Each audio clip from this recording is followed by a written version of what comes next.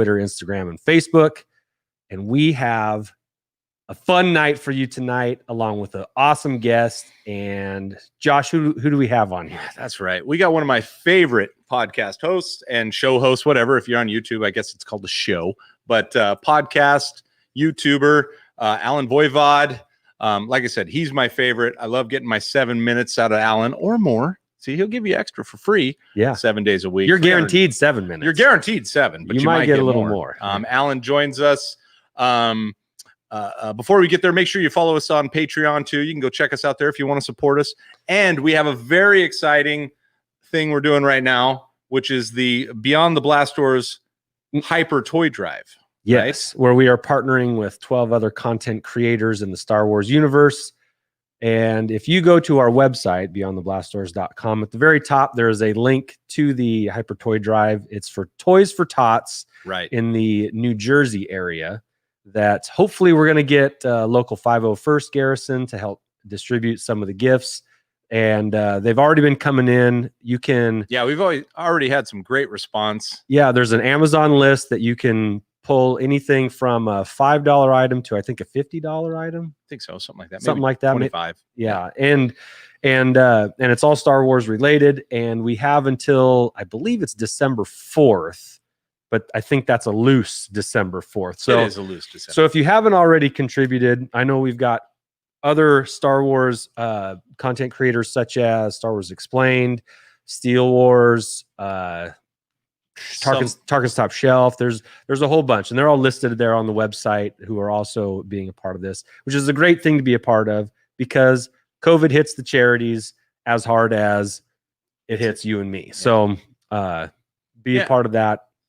Yeah, for $5, if you got Amazon easy. Prime, I mean, you're shipping something direct for free. So yeah, join it up and help us make a kid happy this Christmas. A toy for a tot. For a tot. Are you ready to bring Alan in? Well, I am. Okay. I am. You do have one more thing. Well, I was just gonna say. Forget what I was gonna say. Let's bring him in. Are you sure? Yeah, I'm sure. All right. Sure. All right. Alan, are you ready? Here he comes. Boom. Hey. Boom. Hey. How's it going? Mr. Great. Voivod, welcome in. The Johnny Carson. The Johnny Carson of Star Wars toy or Star Wars podcast. That's right.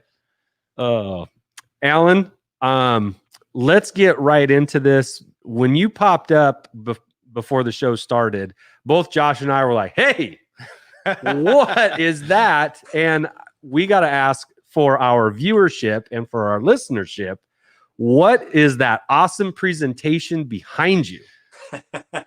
So Mattel did 2 different series of dolls where they did a high fashion concept take on classic Star Wars characters. And so the first series of them involved R2-D2 and Princess Leia and Darth Vader. And the second series, that was last year. And the second series that came out this year has a Chewbacca, a C-3PO, a Rey, and a Stormtrooper. And so Can you grab Vader like you did before? Can you grab Vader and just show what a Barbie Vader looks like? Yes. So look at that. Oh, man. Right up into the camera. This is fantastic. No, it looks great. It looks kind of like the Baroness on G.I. Joe. Well, this is what Andy and I were saying before the show. We were like, this is a collection. And by the way, an amazing presentation of a collection that I have never really looked at or looked for. Alan comes in hot. Yeah. Well, I knew what I was coming into. I had to do something, to impress you guys. Woo! It fully worked. Done and done, sir. Let me ask you, which one is your favorite of those? I'm digging the Stormtrooper personally. I've always been partial to R2-D2 as a character, but and I will say that C-3PO is not always my favorite character in general. Nothing against him necessarily, but I'm really liking the C-3PO a lot.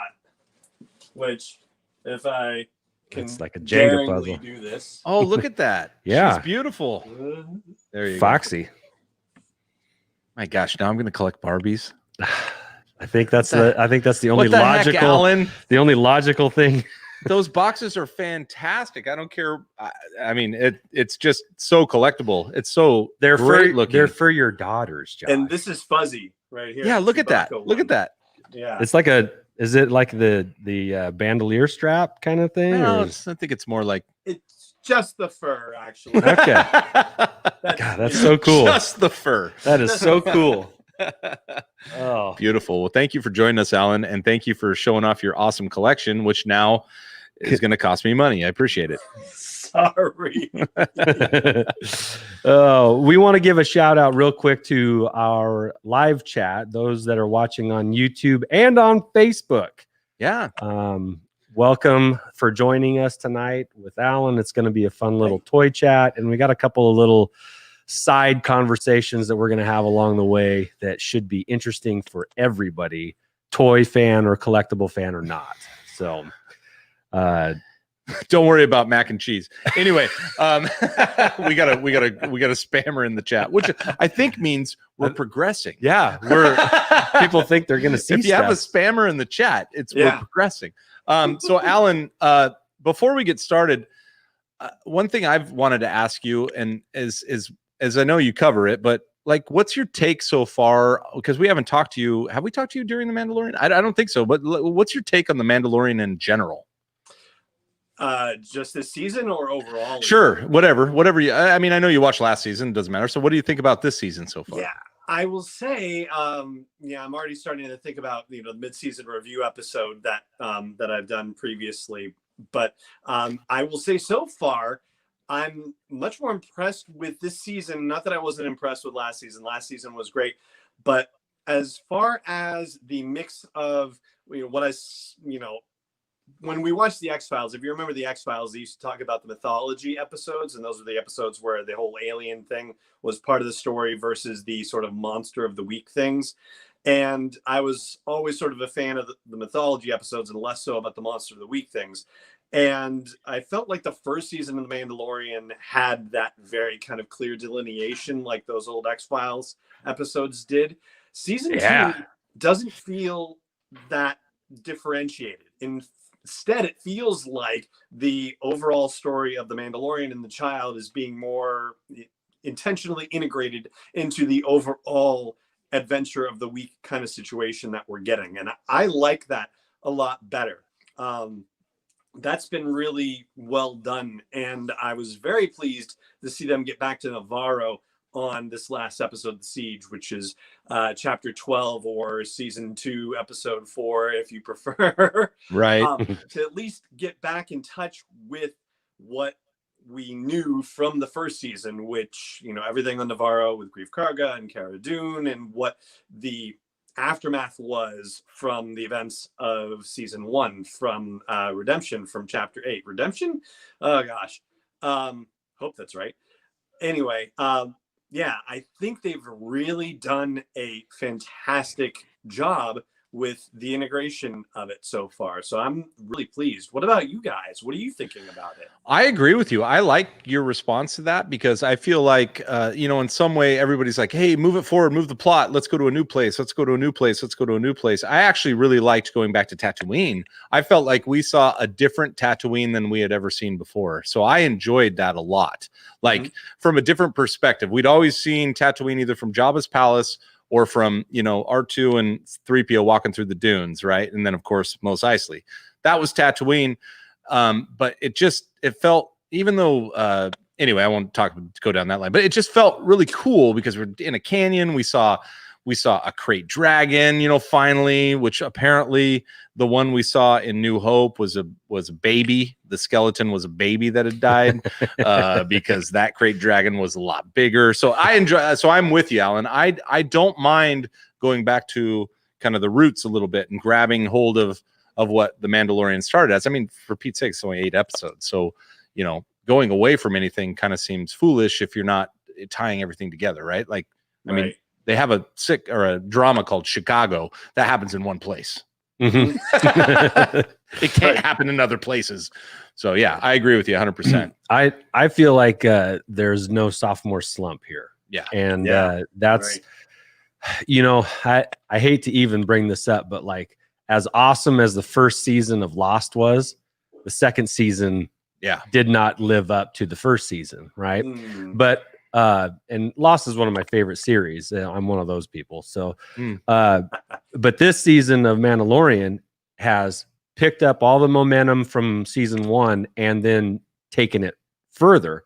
And what I really am looking forward to is the second half of the season. It's going to be all about Moff Gideon now. It's going to be about what, even though it's always been about it's kind of always been about what's happening to the child, but now the major player, the major antagonist is really going to get involved. And I feel like in these last few episodes, and that is what we've been building up for, even though it's only a short season of 8 episodes, like we said. We're finally getting to the head, and it's going to take 2 awesome episodes of conflict and then either a final resolution episode or a cliffhanger for season 3. Sure. And that's okay. So either way, I'm going to be happy with it. And I'm just excited for the moment. I don't think we've talked about theories. I know. See, he's going on theories. Do we want to talk theory for a second? Alan likes theories. I know he likes theories, but Alan also likes cold hard facts, which is what he goes and gets. So yes, be careful here. As soon as I say something, he's gonna actually me. And well, actually, no, we've kind of floated this around in the network a little bit, and maybe once or twice, kind of on the side and on Twitter. But I'm feeling like, as much as maybe this would break our hearts a little bit, but a Darksaber for the child trade between Bo and Moff G. Ooh. Wow. You're shopping that right here on the Hall of Chronicles. Huh? Just seems... I know it's probably better suited for a streaming Star Wars, but it's all right. I like it. Yeah. That's kind of... You heard it here first. Alan, respond to that. I like it. I mean, I don't know if Bo-Katan has any particular investment in a Mandalorian zealot like Din, right? And she just wants to get back to Mandalore and restore her claim to the throne, which she apparently believes she is owed, because she's asking after the Darksaber and its owner, and does he have it? Does he have it? In the end of that episode, the heiress, and who else could the heiress be except Bo-Katan, right? Yeah. So it would not surprise me, something like that. I think that's a very legitimate and valid piece of speculation right there, that she could try to engineer something where she would get the Darksaber back. She would get control of Mandalore if she could, or at least just the Darksaber itself in exchange for information about Din and the child. I don't know if, that gets into the whole question of, is Gideon in charge on Mandalore? I think he must be, but the fact that she's even asking the question of that Imperial captain makes me wonder whether the Darksaber has passed through multiple hands before it got to Moff Gideon. So who did she lose it to, and who has had it in the interim? Yeah, I don't know. I feel like that's why I like hearing Alan's take. It's always so good. It's so well thought out. Yeah. It's like he does it for a living. It is. So, or for a hobby. I don't know. For a hobby. Yeah. Living 7 days a week, 365 days. Probably one and the same at this point. Yeah. So I like the statement here by Gallanori Saber here. Bo would do anything to rule Mandalore again. Yeah. So that's why I can't put it past Bo-Katan. She's already been willing to not be completely truthful with Din about what the plan is and what the way is. And well, she kind of said that sarcastically. This is the way. She did. Yeah, she did. And it was like tossed him under the bus for trick on you for the plan. But yeah. But anyway, so I don't. It's far-fetched. I probably would take that with a grain of salt, but it would make for some interesting conversation. That's for sure. Sure. It would give us content. And if there's anything we know about the things that we spout on theories for Mandalorian, it's that we're going to be 100% incorrect. So that's why I like talking about it. Yeah. Yeah. Do you want to get to, Josh, you want to do what have we got lately? Or we want to get into the Mando Monday? Let's do that, and then we'll wrap it up we'll finish with the Mando Monday. I mean, I think starting Mando Monday review with a little Mandalorian, the actual series review is totally okay. It's Now, appropriate. yeah. Now that we have Alan here, I guess we want to get into I guess it's what I got this week. Yeah, Is that what we're Alan's going already for? showed off, some recent gets of in his collection, which are amazing. Fantastic. I actually feel ashamed at what I'm going to show, but Go ahead, Josh. All right. You've got a little bit of a gripe. So I got a beef right here, and I'm the first one who's this is the first time it's happened to me as far as I've seen many images on Twitter and Facebook and wherever of people just receiving terrible shipments from major companies on their pre-orders, just bad shipping practices in general. And for me, through Entertainment Earth, which I have no gripe with, and Amazon, it's all been great. Everything that's been shipped is coming in its finest condition. But I pre-ordered from Walmart, and not that I haven't received fine items from Walmart before, but I got here. I'll show you. Go ahead and solo me up there, Andy. Okay. I got this. You guys have all seen this before. This envelope, right? This envelope comes with things like patches or bubble wrap. Maybe something very small and thin and durable that can handle. Oh, and don't mind that rip on the back. That's part of the packing process. It's already there. It was already there. By the way, I didn't open it from that direction, obviously. So, and inside this, what should be used for anything but what I got is my Black Series. Here, I'll try. That's me. Squished series. Look at that. Oh, it's so sad. Crunched series. Oh, man. And guess what? You're talking to a guy, and we got Shabby Geek Mark in the room here. You're talking to a guy who likes his Black Series. He likes them in the box. He's going to put them on display, especially with these amazing side murals that are all connected and tied together. Yeah. And then that's what I got on the bottom of my beautiful side mural is that little dip. So I was a little frustrated by that. And this is the issue. I mean, you can see inside this packaging, I'm showing it off. The bubble wrap is almost non-existent. I mean, you can't even pop it. Like there's no bubble to this wrap. So just a little frustration here that now this is the Mandalorian. See, I was so mad I didn't even look at it. There he is, the loyalist, right? From the Clone Wars. That's pretty cool. Cool dude. So there you go. There's my grape. That is what I got. Now, what I wanted to kind of add to that is now, lo and behold, today I received this box. And this is also from Walmart.com. Okay. I don't know what's in it. This is what I do, Alan. I order things and I order things and I forget what I get. And guess what? It is also a Black Series. Look at this guy. Get your face out of the screen. It's the Ahsoka Trooper. Ahsoka Clone Trooper. Those are sharp. Nice, yeah. Very nice, right? Now look, he came in. Now, granted, zero packing. So yeah. He was just banging around in there. But even still, he had more of a hope in that box than he did in this. So it's just a frustrating thing. I don't know how, and obviously in the holiday seasons, they're probably ramping up their shipping processes and the people that they hire to do the shipping. And I know shipping can't be the best job at this time of year when really you're probably ranked on speed rather than quality. How fast can you get a box packed and shipped out? It's like they don't have any packing materials. Because I'll really say like this: that. I've been fortunate. The handful of times I've ordered from Walmart, they haven't put anything in, like packing wise. They just put it in the item in a box and it rattles around there. But it's been in a box, thankfully, not a bag, and it's been small enough so that it didn't get all dinged up.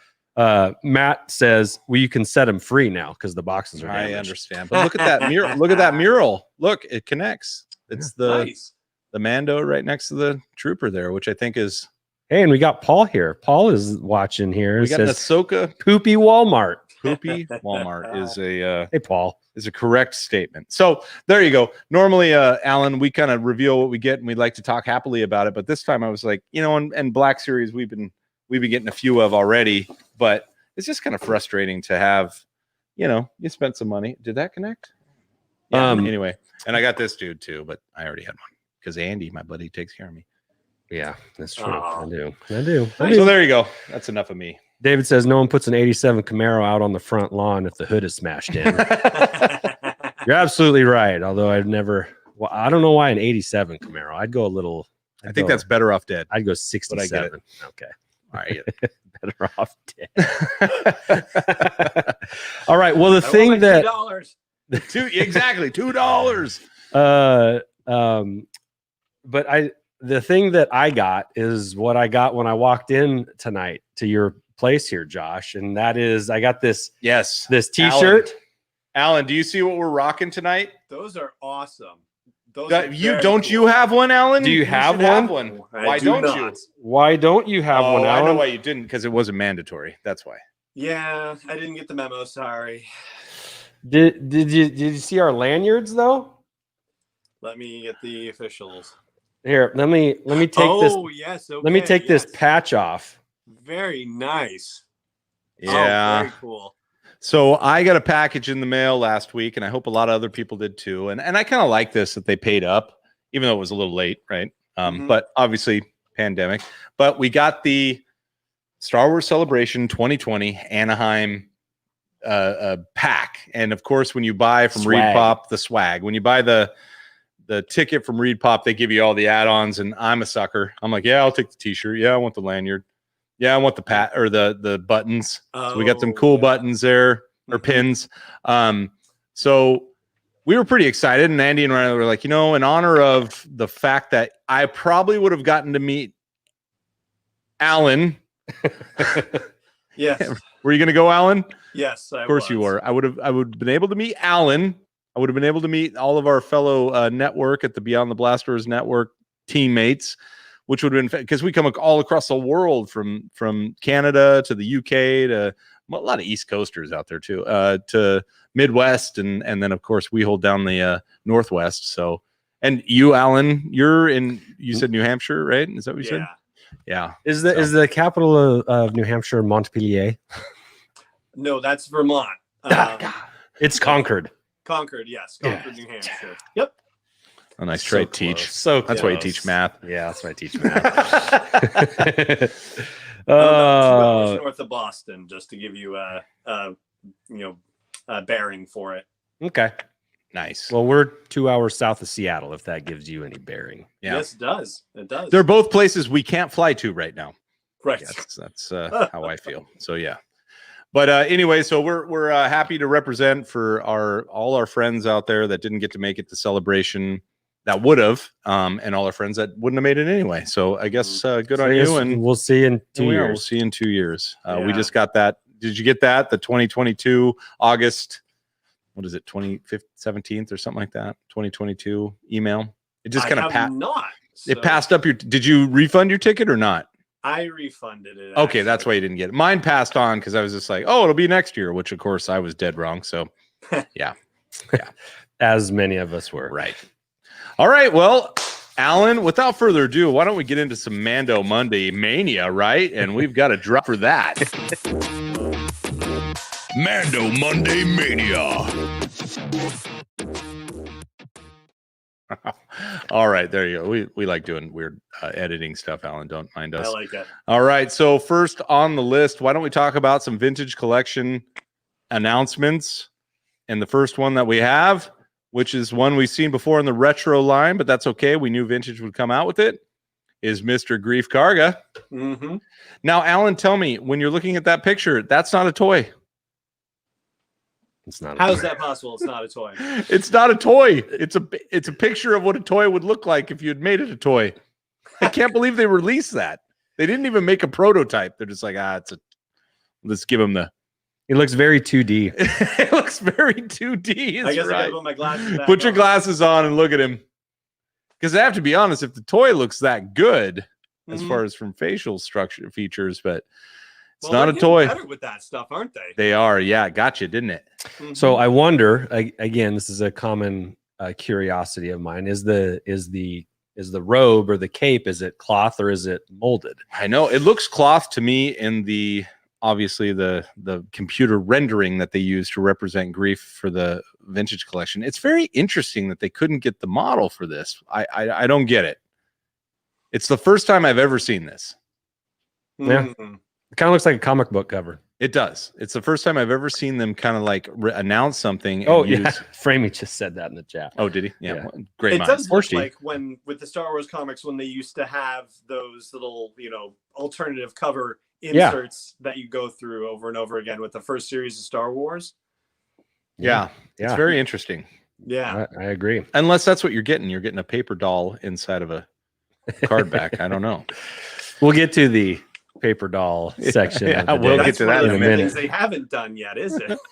Yeah, right. Paper dolls. Okay. And along those same lines, we get the child. Now, I believe the child might be in the same realm here. Don't know if that's a toy. No, that's something that has been talked about coming out. and they It looks finally like got it's it. an image of the toy, but it's not actually packaged yet. So obviously they're trying to support the Mando Mondays, get that product out there, keep new stuff coming, but they're just a little behind the ball. I mean, this is all pre-order stuff, so I mean, who knows how long is it going to take, right? So they're throwing up computer generated images to make you feel like. So Alan, let me ask you this: how many childs do you own?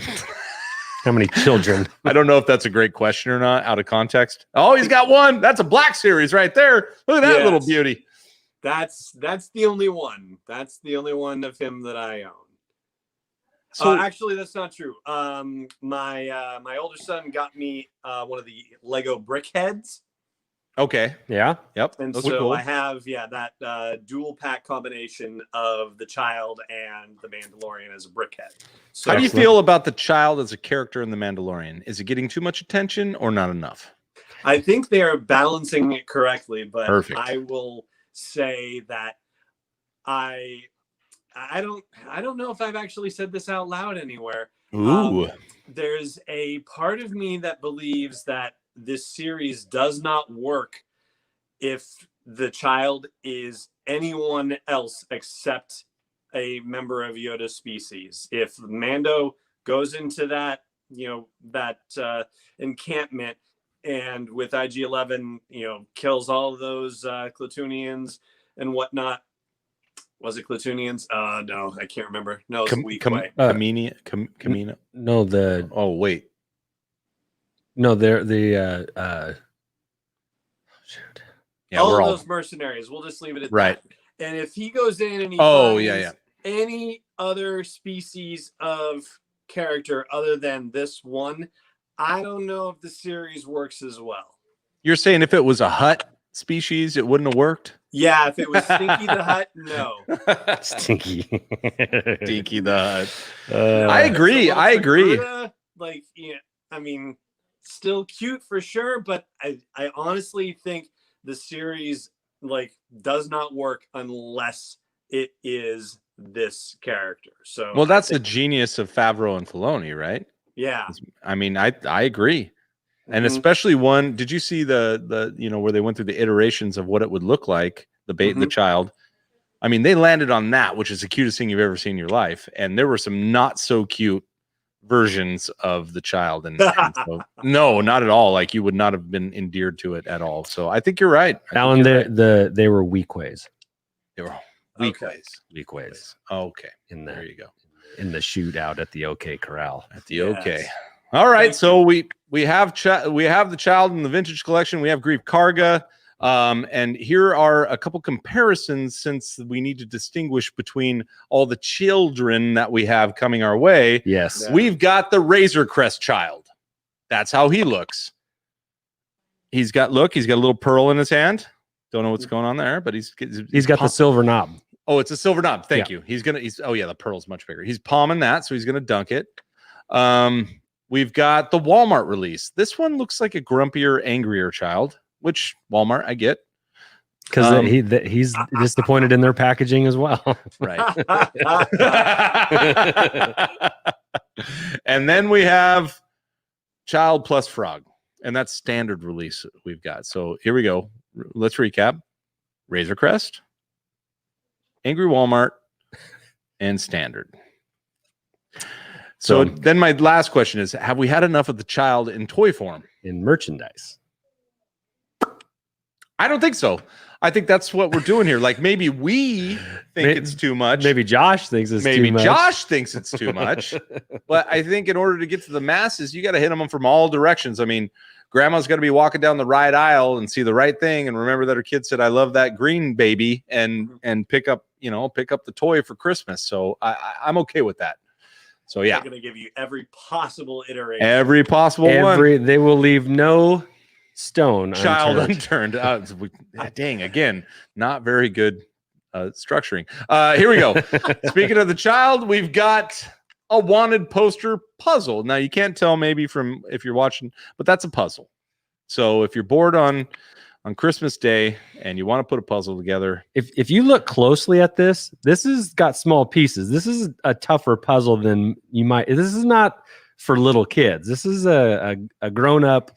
Let's put a log on the fire and knock this thing out in a couple hours kind of a puzzle. and not talk to each other kind of puzzle. Yeah, yeah, perfect. It's the day after Thanksgiving kind of don't talk to me. I'm letting my food digest still kind of. Yep. puzzle. If you can get it by Thanksgiving, I think it's more a day after Christmas type of deal. But Probably more like the day after Valentine's. the day after Arbor Day.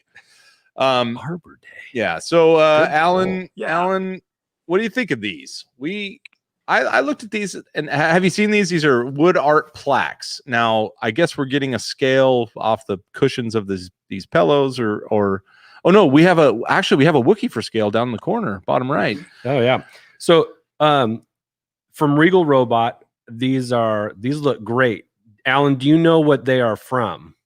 To me, they look like they are from the classic 24 action figure suitcase type of action figure cases. You're absolutely right, Alan Alan. gets more cred. Yeah. Hold on, let me write that down. Alan moves up the chart. Yeah. We have a flow chart, but you're moving your way We're up. moving up the rankings here. Oh. Yes, they are Beautiful. the two different Empire Strike Back version cases.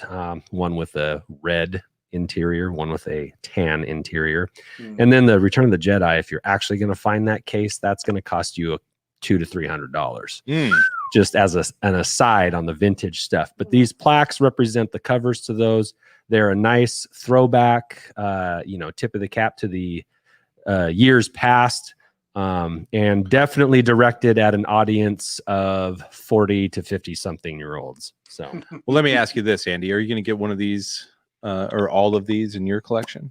you know what? I wouldn't mind them. I'm gonna have to check the price.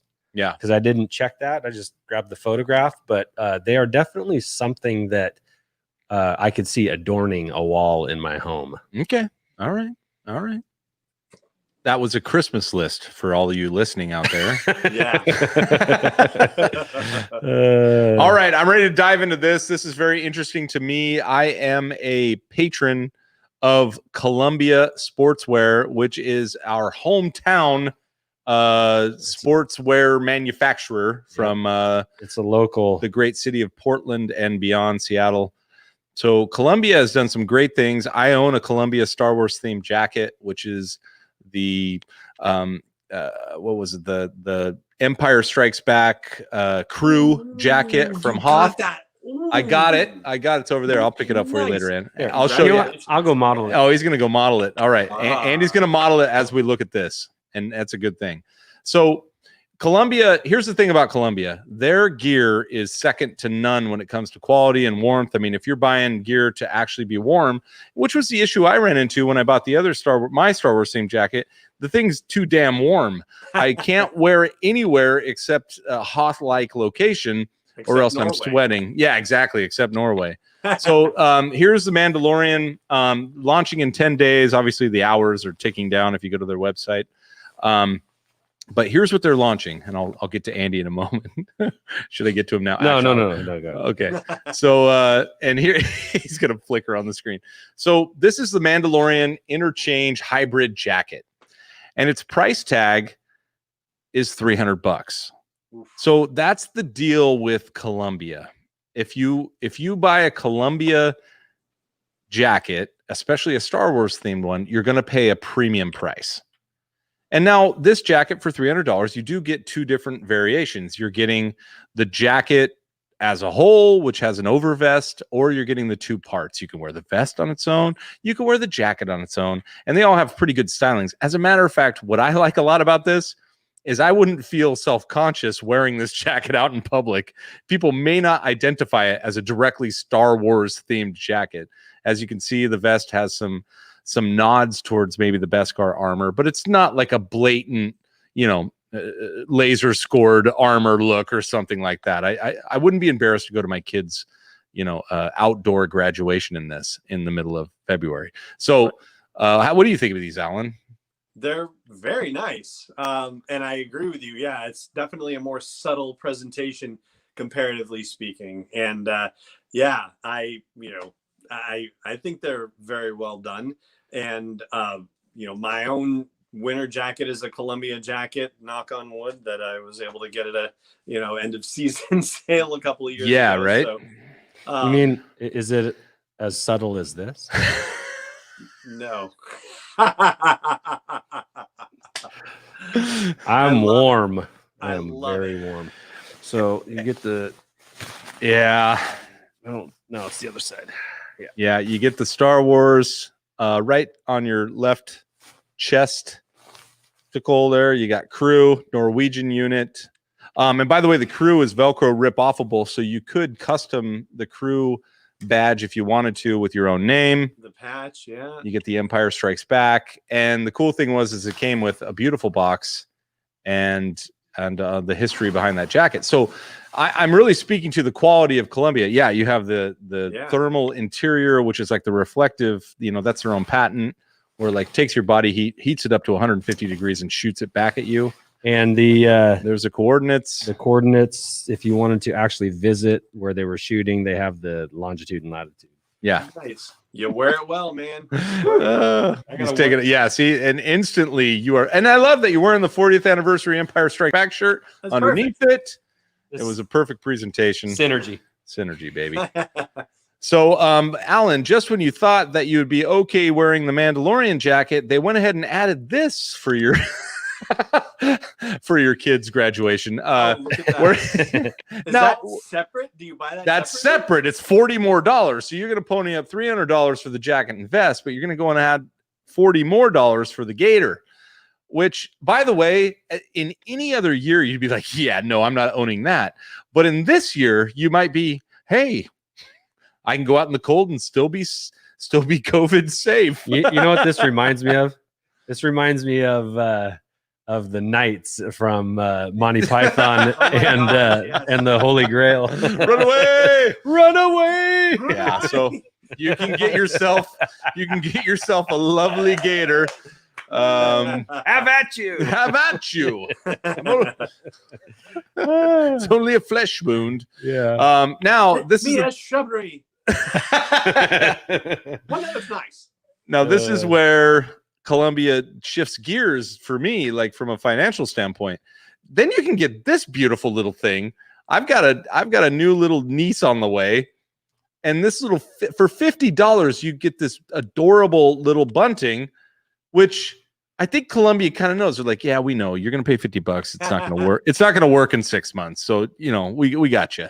Yeah. I think that's adorable. And I think the price is actually right, because if you've ever bought kids clothing, especially at any quality that isn't, that's something you're trying to get for a name brand or something, niche like this, you're going to pay $50. So I appreciate this. It's cute. It's adorable. It'll last, and you can hand it down from one child to the next, right? Mm-hmm. And then they bump it up to maybe a toddler or a kid size. Again, price is not bad. $80, $75, especially if you're somebody that takes your kid to the mountain. This would be a great addition to their ski wardrobe. I'm sure it's going to be plenty warm, and it's only $80. I don't know where obviously a little bit less fabric, but I don't know where the difference comes from 300 to 80. Like, I feel like this is $80 worth of fabric, then my coat's going to be like $200 worth of fabric, but whatever. Right. And it's totally adorable. And right here, as you can see, kid looks great. She looks very happy to be in that get up. But maybe on not. Tatooine with, you know. Yes, a perfectly themed. You nailed that, right? Shouldn't they be in the spider cave at this point? Yeah. Yeah, it's probably not as attractive to the buyers, but Right. there you go. There's your kid's jacket, child's jacket, and then if you're a cheapskate, you could pay $120 for a hoodie. Yeah. Just a gray hoodie. Just a gray damn hoodie that they put some angular features on the front. I'm the Mandalorian. Yeah. I don't know about that hoodie, but Alan, what do you think? I mean, it looks Which nice, one of these but- are you going to own? Yeah, I'm not. Yeah, no. Sorry. I mean, And then just for fun, they put this image at the bottom of the Columbia site. I thought it was actually kind of funny. It's just this gal mhm. on Tatooine. There's no reference to a female version of this. I don't. That doesn't even look like the hoodie I just showed. So I was gonna say it kind of, sort of looked like it, but no, look, the hoodie's got a little more line action going on. you're right. She was just at the bottom. I feel like Columbia. So let me spin this a different way. I think Columbia is hinting at something here. Yeah. Spoiler alert. Columbia. They've got a big one going. All right. Enough with Columbia. I don't know about that. All right, let's rip through the rest of these so we can get done on time. We've got Igloo comes out with the Mandalorian little lunchbox there. How do you feel about these? I Pass. think that's cool. It's cute. I'm with Alan. Go ahead, Alan. Nah, I mean, they're fun. I think it's How great. big is it? Like a lunch tote size thing? It's or- like I think you can fit like a 6-pack in there. You know, All right. that's what it is. Yeah. If I can take a 6-pack to the beach with my Mandalorian Igloo, or send my kid to school with a 6-pack of spatchka. Just kidding. Yeah, I just thought it was kind of cool. I don't think they're bad. I don't know what the pricing is yet, but I think they're kind of fun. I don't know. What does the chat think out there? Are they yelling about it yet? We haven't even looked at the chat. You on the chat? Make sure, because the chat will tell us stuff. So I thought they were kind of cool. I think that's a good addition, at least from the merchandising perspective, as we're getting something a little bit different. It's not a piece of clothing. It's not another child. It's a cool lunchbox. It's on. Cartoon art type presentation of it. Yeah. Yeah, the child is on there. I get it. And I like the comic, cell feel too. I think that's pretty slick. Cara Dune's looking slick. Framey likes them. I'm with Framey. All right, here's our next one, Alan. It's your Bo-Katan Life-size cutout. life-size cutout, made in the USA. All right. She's 68 inches tall. What's that, 5'8"? 5'8". She is? All Yeah. right. 5'8". Now, you can have this in your home. Obviously, you can see how it sets up. It's another piece of cardboard that goes in the opposite direction. So perfect. I added this image because I liked this guy next, because that's the exact smile I would have if I was standing next to Kate Sackhoff. That's just how I would just be. Look, Look at me. look at me. Like that is my con picture right there. Yeah. When she's at the next con, and that's how I'll look. I mean, not that skinny though. Look at that guy; he doesn't eat. All right. Next. I thought this was pretty cool. I like a little 276 piece Lego set. It is called, what's it called? It's called Trouble on Tatooine. Is that what it's called? Yeah. Yep. It's not even on the box, but I remember that. Trouble on Tatooine. I love the crossbow, which is from the Crate Dragon scene. Yeah.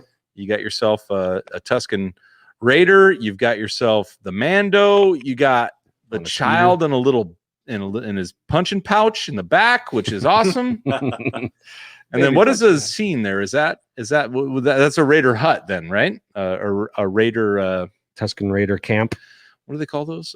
Yurt. A Raider yurt. A Tusken yurt. A Tusken yurt right there. So I thought this was a pretty nice little set. What do you think the price? Going rate's probably going to be $30-$40. Right? I would say $29.99. There you That's go. my prediction. There you go. I agree with that. All right. And then Andy just brought these in for us. Alan, are you a big Funko guy? Not so much. Doesn't do anything for me particularly, but Okay. like more power to anyone who likes them. Yeah. Did you hear about Andy's Funko problem? No, Oh, it's not a problem anymore. No, he recently got a medication for it, like a cream, I think, and he sold a bunch of them. So Yeah. topical. Okay. very topical. But we do have the what is this that was called? These are some more the concept edition. Macquarie concept Funkos. It's a slightly different Darth Vader, and then we're getting 3 new ones because before we had Starkiller and Boba and Chewbacca along with the Vader, and this time we're getting another Vader and then 3 other concept figures. So yeah, they are cool. They got some good packaging. I like Vader's kind of blue look. It's pretty cool. Yeah, and he's wielding a blue saber too. I have to be honest, I would not have been disappointed with Hippie Yoda if he'd have showed up. He looks kind of like Kurt Cobain Yoda, which I think would have been fine. If Kurt Cobain could have lasted a little longer, he might have looked like this. Oh, dear golly. He might have looked a little bit like this. He might look like that now. So there's that. Dude, get to the other Funko. That's the one that we need to talk to Alan about. I was kind of saving it for the last because I want the last one. I want to get through all these. Okay. And I'll get the. Don't worry, I know what I'm doing. Okay, here. good. I'm glad. All right, and now I trust you. Just one. I'll do this one first. This is Alan. This is the most controversial board game that has come out in our generation. I will have to say, at least in let's say 2020. All right. And here it is. And Alan, I really want to get your take on this. Here it comes. It's Snack Time, the child game. Okay. Where you launch frogs into the child's mouth. All right. Or food items. Pre-frogs. Oh, here we go. Okay. Yeah. Alan, now you know, Alan. Now you know. Pre-frogs. Pre-frogs, I believe will be the politically correct term that I use, which caused a firestorm on Twitter. So we'll be careful here. We want to respect everyone's feelings, but I feel like this is I feel like Buffalo Games, which is down the bottom right there, right next to Disney, may have made a misstep here. Making light of feeding a baby. Living frogs. Well, I mean, they're playing off of the one from way back in season 1, right? Yes, they are. Wheels Farm, yeah. So, yes. I mean, yeah, it just... The question I have, though, was that frog a sentient frog? Oh. I just don't know. Who knows these days? I mean, you don't know in a galaxy far, far away which one of these little guys can talk and has feelings. So, but it doesn't look humanoid, so no one will get offended. There you go. The most controversial game that we've seen. And I say buy it now because pretty soon it's going to be banned. Well, isn't Joseph Campbell also known for saying a vegetarian is someone who can't hear a tomato scream? I mean, wait, you just brought it full circle here, Alan. I mean, there Joseph Campbell references and Baby Yoda. We're all good. I don't know. We're going to get canceled. Yeah, I'll tell you that much. All righty, Alan, here it comes. This is the one we really wanted to talk to you about. And Andy, I'll let you take it from here. Okay. Very excited about this because I know that when we look at Star Wars merch that comes out, we are always looking for, what's the, on the Black Series, who's next in the line? Can you catch a little shoulder to maybe see, another figure on the paneling, who might be coming out next, or, potential spoilers that might be, that, whether it's, I don't know, just we always look at toys as maybe a look in the future as well as, because it was popular in the past, So this pop might be a glimpse in the future a bit. Oh. And I wanted your take on it. This is the Mandalorian Super Commando pop, limited edition too. And forgive me for not knowing where this is going to be sold at. Maybe someone in the chat knows this, but first of all, the coloring immediately takes me to the Siege of Mandalore and the Maul followers. It looks to me a little bit more of that kind of coloring than the Mandalorian sympathizer, group, like your Black Series that you got right there. Yeah. So Alan, I wanted to ask you two things. I believe this to be a female. And secondly, I'm curious about the handprint on the helmet because I know it's not the hand of Saruman, but or Wilson or Wilson. Wilson. But what do you feel like that this is a glimpse into the future, or it's a nod to something in the past? I feel like that's more future oriented, and I will say that I'm not thoroughly versed on Mandalorian stuff, and I'm operating under the presumption that that's not going to be Legends related. I don't imagine that they are making things from a Legends perspective unless they're doing, say, for example, like with Macquarie items, something that's more like concept art, or there are those action figures also for the Mandalorian that are based on concept ones as well, and I can't think of what those are called. They released them on a previous Mando Monday. So my gut says that that's forward looking, I would say, but I certainly don't recognize the handprint situation. It's not a Death Watch thing, because that's more like 3 fingers up and down, basically. Okay, can I bring up a theory that might blow everything out of the water? Oh yeah, do it. Is this one that we discussed earlier? No, Okay. I just might do it from a toy perspective. Okay, Can I help you out here? sure. Let's hear it. And the only reason I have it is because I just received this and was a little ticked off about it. But remember, this is the Super Commando, and it has a crown. Right. We could be looking at a very lazy interpretation of the crown when it comes to a pop.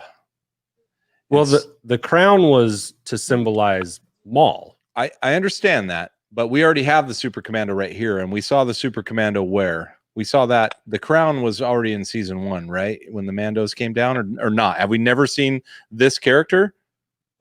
It doesn't look familiar to me, but there were a number of Mandalorians down there, and then Mandos that showed up in the Sin when. Well, I guess what I'm. Josh, Yeah. can you take the picture down? I'm sorry. I'm still showing it. I apologize. Yeah, No, no, it's I all get right. you. Sorry about that. So this is what I'm looking at here on this Super Commando, which Black Series released, a few weeks ago or a month ago. So you're just chalking this up to the I'm chalking this up to- female version of that. If it's even female, I'm chalking it up to the fact that they just didn't want to put a crown on a Funko. Okay. Go back to the Funko picture real quick, because I'll tell you why I think it's a female version of that, or because the eyes are a little rounded. I can contest you again. Go ahead. Keep going. Okay. And then the leg armor's on the side. And Well, I mean, Funko isn't the pillar of accuracy. well, no, you can look though. It's a skirt like on the Funko, and on the female Mandalorians, their armor is on the side of their legs and hips, as opposed to the males where it's on the front. Okay, of the thigh. no, that's a good take. Now, what I was going to point out is look at the weapons. The Yeah, gun they're the pistols. Yeah, to that gun, yeah. similar, if not identical. Bo-Katan has some very similar to it. I'm just saying it might be a lazier interpretation of a crown there. I don't know where Funko decided they weren't going to put some spines on the top of their pop head. Yeah, I hate to burst any bubbles there, but you that's you haven't bursted my bubble. okay. I'm glad, because you get very depressed when I do that. Well, I will say that in a network chat earlier today, Shannon Yes. threw out there, perhaps that's the guard for Ahsoka Tano. My only combat to that would be the name's the same. This is a Mandalorian Super Commando, and so is Yes, that. but what do those Mandalorians respect? Power. And who overthrew Maul? Ahsoka. So maybe, Okay. that's where I kind of made an offhanded connection, but maybe there's I don't know. I'm with you, Alan. What do you think? I think Now I'm that you have gonna be- these two competing stories, me just saying, shut up, it's a toy error, and Andy with a deep revelation, which one do you support? Or do you have your own? I think I'm gonna try and find the middle path here. I think it's got to be emblematic of something, that hand thing, but I don't think it's a crown necessarily. And I'm going to say that I'm going to end up rewatching all of the Mandalorian covert sections from season 1 just to make sure that I haven't missed anything, because I mean, there's so many blink and you'll miss it kind of moments throughout that show. I'm sure there are things like what we just found out recently, I think that the frog lady from those 2 episodes actually appeared in the background, apparently in episode 5, the gunslinger from from season 1. So I have a feeling there are elements that are being snuck in on us that we just haven't had a chance to absorb yet. So yeah, I think I will end up watching a few more Mandalorian covert scenes to see if I can find it. You see Framey's statement there? He says, slow down, chaps. It's from Clone Wars Season 7. Oh. Okay. Oh. And it does say the Clone Wars on there. Yeah. Okay. Now, but does that mean the Funko is, though? I don't know. I mean, everything's done with a little bit of purpose, especially since the mural is going to tie in. But however, guess what's on that mural as well? The 32nd Ahsoka's clone trooper, that's 332nd. So apparently they're kind of... they're mixing the Mandalorian loyal. Well, no, that's all Clone Wars. So maybe that's what it is. Yeah, those Black Series figures. So you're saying you're trying to tie the pop. You're saying the pop is going to show up in the Mandalorian. Well, I wondered. That was the wonder. I'm wondering, yeah. Okay. Yeah. All right. And this is me being very naive to Clone Wars because I'm not as deep. I don't. Yeah. You have a better recollection of that too, so you bring it back, and the Ahsoka ties are not as clear for me when it comes to Clone Wars. But that's. Maybe Alan. Alan, you and I might be a little closer there. I'm not. Well, I'm fully prepared to be wrong about everything. Of course, but I mean, a theory is a theory. We can just play with it. Love a good theory. Yes. All right. And our last item that we'll put up on the screen here, and this is one I was going to throw out. I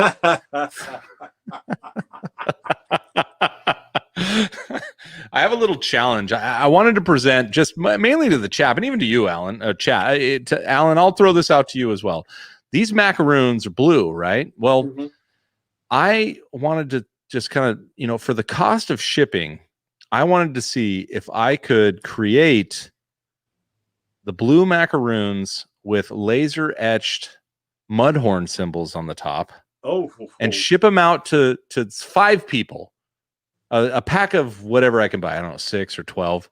And to ship them out because I have this laser etcher and this is way too deep, but they advertise and they use macaroons to say, use your laser etcher to etch stuff on food. And I've never done it before. They do. And so I was like, well, these macaroons for our listeners, for the cost of shipping, just need your address. We can figure out the first 5 that DM the Holochronicles at Holochronicles on Twitter. I will ship you laser etched mudhorn macaroons.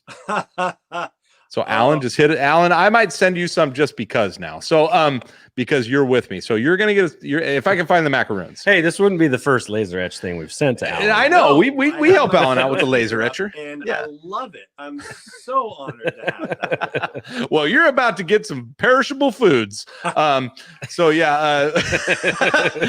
I might do that. I'm not might. The first 5 to DM us on Twitter at Holochronicles and like and share and subscribe to the Beyond the Blast Doors Network. As long as you've done all those things, which anyone in the chat right now has, I'll get some macaroons. I'm not saying how many. It might be 2. I'm not saying they're going to be great either. You're going to get exactly what I'm able to produce. It might be charred macaroons. We're talking Aunt Peru and Uncle Owen style macaroons, but you'll get them from me, and it'll just be like $3 shipping. All right. I might not even charge you that. Just DM me if you want them. So there's my take, because this was hilarious. Cause this is a Napoleon Dynamite Tots moment in your zipper pouch. Yeah. And it was basically the child being the bully here. He's like, eh. And then he grabbed macaroons. We haven't even talked about that. I mean, he used there's 2 significant moments where he uses the Force. 1 is to stop a mudhorn, and 2. Well, and then the fireball too. Well, that too. Yeah, there's 3. Sorry, 3. 3. Yeah, who even remembers the fireball? And then 3 to steal macaroons. So that's why I thought the mudhorn and macaroons would be fitting as 2 out of 3. Well, fire. Guess what? A laser was used to make them. So there we go. Just nailed it. We just got like 4 tweets. And I bet we did. I'll take some macaroons, please. I can't wait. Alan, you're getting some too. Oh, look at this comment here. You bet, Mark. We'll do it on a piece of bread. I can't guarantee it's going to be worth eating when you get it, though.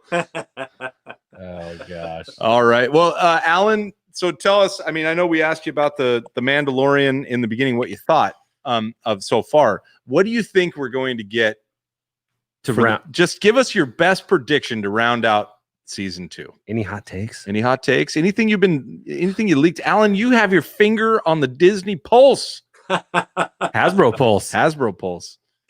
Oh, not as much as you might think. I feel like we've seen most of everything that they've shown in the trailer and in commercials. So I really feel like we're getting into uncharted waters right now. But the idea of them kind of hinting at the possibility of Moff Gideon being involved with either the Final Order or the Sith Eternal, however you want to, work with either of those concepts, like that's crazy. And it's kind of fascinating that they might be building a link between The Mandalorian and the sequel trilogy in that way.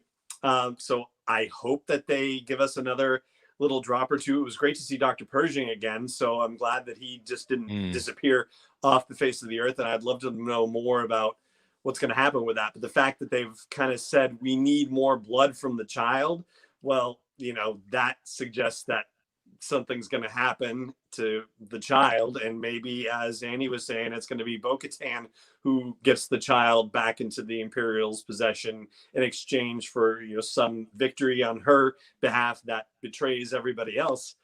I mean, that's fascinating. Ahsoka Tano showing up, and who knows what state she's going to be in, and is she still searching for Ezra Bridger, and does that mean Sabine's going to come around some way? Like, those are still open questions. And Ezra and Thrawn has been rumored as a series, but it seems like they wouldn't necessarily tell us anything about the Ezra situation in here, because if it's been resolved, then it kind of takes the wind out of the sails for what that series might be. But if they hint at it somehow, I think that could be potentially fascinating. I don't know. My window to what I thought could or would happen kind of ended at him arriving at Ahsoka, and I was thinking that wasn't going to happen until like a cliffhanger at the end of the season. So they are there much faster than I thought they would be, and yet we've barely seen Gideon. So I feel like we got to have more of a confrontation between him and Din. So that's what I got for you. This was mentioned. I like that. Thank you, Alan. It just gets my juices thinking there. Juices thinking. That's a midichlorian juices comment. Flowing. M count. Your M count. My M count just went through the roof. This was mentioned last week on our streaming Star Wars broadcast, but the Mandalorian is connecting old trilogy with prequel trilogy with sequel trilogy and Clone Wars animated series. It's the hub that is connecting all of these other known Star Wars quantities together. And there was even maybe some mention of the Dark Forces video game with the troop they look like they do advanced troopers that Moff Gideon was kind of cloning or breeding or whatever at that last scene in the most recent episode. That so that's old canon type video game lore that they could possibly pull in a thread on. So like it's really cool that this Mandalorian show is connective tissue between all of these other Star Wars entities, and it would not be surprising if, like you said, if there was an Ezra or a Sabine or a Thrawn connection, maybe next season or down the road, but like it wouldn't be out of line for this show to reach out and pull in from another place like that. I think it's very cool. And that was suggested on I think it was on my YouTube channel that maybe they were Purge troopers from Jedi Fallen Order also. Yeah, they kind of look like they have a similar look both ways. They're very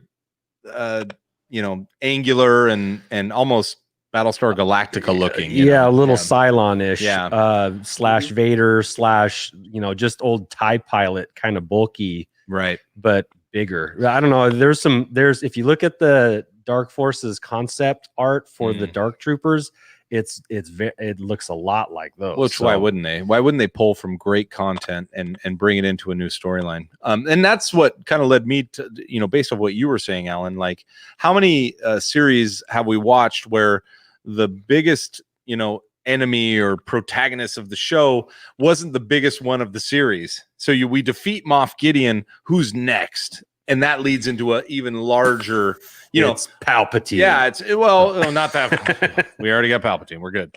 But it does flow into, I don't want to say Thrawn, because I think some people are against bringing Thrawn in yet. I mean, if Thrawn shows up, I wouldn't mind if he had his own series, especially live action. But I mean, what does it bring it into as far as the ultimate enemy, especially if we have a confrontation in season 2, and we already know season 3 and 4, for that matter, are almost locked in, so I like thinking about that too. Like we're defeating the lesser of the larger enemy, in the Star Wars series, and we don't, the child has to maybe. Do you think the child survives when it becomes the teenager? Do you think you're going to be that tuned in? Is Din gonna just? Are we going to be having every? Are we going to have the teenager puzzle? That's the real question. Nobody wants that. What would be a teenager? Because as a child, that's He's 50 years old. Yeah. So we would have to be at 200 for that? I guess we don't have time. We don't have time to see the teenage years, which is awesome. That's a few seasons down the road. Right. Yeah. That is. But after the sequel trilogy. That's right. Yeah. But anyway, well, thank you for that take, Alan. That was awesome. I love that's the fun part about Star Wars, especially we don't get new content week by week with Star Wars. We get feast or famine and speculation in between, or praise or hatred, whatever. But right now we get to dream. And This is a time we all need to dream, right? So right now this is the only time, these short 8 weeks are the only time, and now they're even shorter. Now we only have 4 weeks left to just imagine our own headcanon and come up with theories that are just worthless, which I love. To put a button on this topic, and we got one little short topic to go here, but Brick Something just posted in the chat here. The audio transcript with description names them as Dark Troopers. There you go. That's what I didn't do. Oh, shucks. You got to hit closed captioning. So, how many shows do you have to watch and then rewatch and then watch a third time with the captions on just to see? Yeah. Well, and I was going to make a point back on this. I was like, hold on. Good poll there, Brick Something. Great poll. I was going to say, can you drop that chat? I was going to say, look at just to go back from a language perspective. Is that the feminine version of figurine? You know what I'm saying? If it's the feminine version of bobblehead or something, then that means it's a female, right? I don't know. I don't know other languages. Can someone help us with that? Anyway, all right. That didn't make sense. I was trying to be very smart there. Nobody supported me. Sorry. All right. I will add something really quick though, because this was pointed out to me. Not just the closed captioning, but also the actual audio description, the narration for people with sight issues. It had been pointed out that in the very first episode for season 2, when Cobb Vanth walks in, even though Boba Fett is not mentioned anywhere in the credits or anything, but the audio description says, if I remember this right, that a man comes in wearing Boba Fett's armor. And so Boba Fett is actually named in the, if you turn on the audio description that gets filled in saying, so-and-so does this and so-and-so does that. So there's actually a narrator doing it, basically. And that can give you even more information. And I haven't watched The Siege with that on. So I wonder what that description says. If Brick Something is saying he agrees with you. He says, "Yep, that's what he means." Yep. So that's a great description, because that's a good, because it's actually he said not audio. Yeah, he said not the regular closed captions. By the way, the English with audio description setting. That's the one, yes, that's awesome. That's it. Perfect. That is so good. That is so good. That is so good. Mm-hmm. All right. To close this out today, and again, we want to thank you for your time, Alan. We have a holiday in the United States coming up called Thanksgiving, where we sit and try and get with friends and family and choose to be thankful despite whatever circumstances might be. We might be surrounded by every year, but probably a little more so this year. What are we thankful for? I'm thankful that we get to have a weekly Star Wars podcast with my buddy Josh. We get to have awesome guests like Alan come on and get to share a little bit of a Monday night with all of you in the chat or listening to the smooth sounds of our voices. But to lead into that, Alan, I wanted to get you out of here with this one last question that we're dying to know. And only you can provide insight on this question. Ooh. What is your favorite Thanksgiving side dish? It's stuffing. And I will say that I'm not going to get the particular kind of stuffing that is my favorite this time because it would come from extended family and I'm not going to be with extended family this year. But my mother-in-law actually does a tremendous job with stuffing in the bird, and she is just magical. And I take it it's not just your basic stovetop stuffing with just maybe a couple added in. That's like homemade. Yes, exactly. Yeah, that's pretty good. So I'm sure I will end up with a Tupperware container of it at some point, which is lovely, but we're only going to see them on FaceTime this year, but that's okay. Don't have them ship it in a Walmart bag. No. Not one of those. Andy, what's your favorite side dish? You know, I love a good green bean casserole. But this stuffing is right there for me too. I prefer savory over sweet, so I'm not going to say like sweet potatoes or pumpkin pie or any like dessert items. I go back for seconds and thirds of dinner before I don't really even bother with dessert. I just give me more dinner. But it's probably the green bean casserole or the stuffing. And I gotta pour a little gravy on the top too, just to keep it warm and keep it juicy. Josh, I'm getting hungry. I know. And I'm a hungry boy. Yeah, my entire Thanksgiving meal is centered around the mashed potatoes. So the mashed potatoes are Mount Doom, and everything else is trying to stop me from eating it. So it's mashed potatoes all the way. There's not enough butter and there's not enough pepper or salt to make those not worth eating. Gravy has to be on the side. I don't want the gravy interrupting the mashed potatoes, but it can come in from time to time, as long as it doesn't touch like the pistachio pudding. It can touch the, cranberry's fine, a little gravy, cranberry potato mix. We're good. But the mashed potatoes, like Close Encounters, are the focal point of my meal. That's it. That's good. I mean, there's no wrong answer, everybody. Look, you get to enjoy your Thanksgiving. Cornbread stuffing. We've got cottage cheese salad. That might be the wrong answer. What the heck is going on here?